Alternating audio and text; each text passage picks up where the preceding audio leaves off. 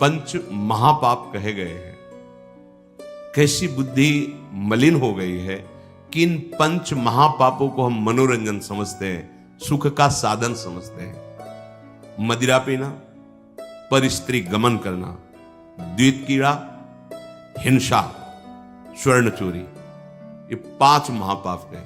बोले हम तो हिंसा नहीं करते। अगर मांस खाते हो तो हिंसक ही हो, वही दंड मिलेगा जो हिंसा करने वाले को मिला है। वैसे जैसे कोई गौ हत्या करता है और आप मांस खाते हैं तो बिल्कुल वही हत्या आपको प्रताड़ित करेगी, आपको जलाएगी, आपका नाश करेगी। कोटि गाय ब्राह्मण मारे को ताप पाप उपजाए। ब्रह्म हत्या जैसा पाप लगता है।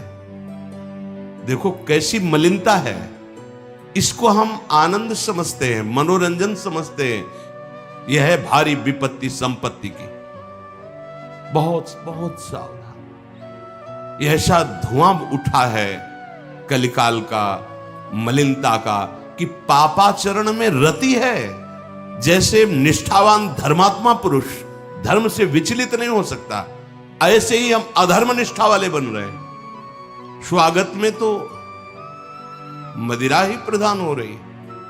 कैसा कैसा बुद्धि काम नहीं कर रही। कैसे मंगल होगा, कैसे सुख होगा, जिसे शास्त्र के रचयिता भगवान स्वयं श्री कृष्ण द्वैपायन व्यास देव जी वो कह रहे हैं ये पंच महापाप है, ये ब्रह्म हत्या के समान है। कैसा कैसा मनोरंजन।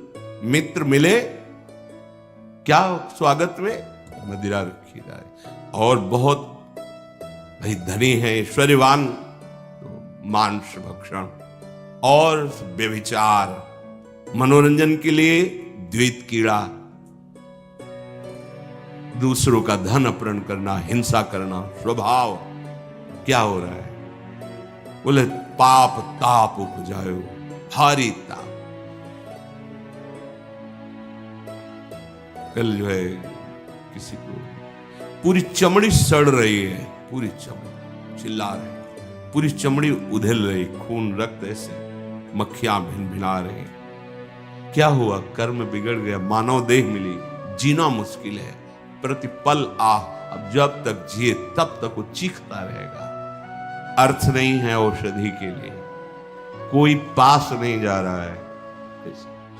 आप समझो, जब कर्म अपना दंड देना प्रारंभ करेगा तो कोई तुम्हारी रक्षा नहीं कर पाएगा। बात समझो। हरिराम व्यास जी कह रहे हैं कोटि गाय ब्राह्मण मारे को ताप पाप उपजाए।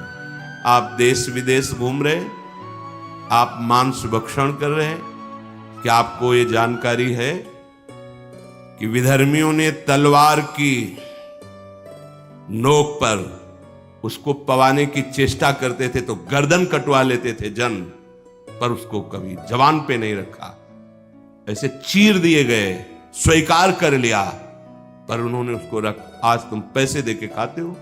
तुम जानकारी करते हो कि जो तुम देश विदेश से घूम रहे हो, गर्दन उतरवाना स्वीकार कर लिया पर चखा नहीं।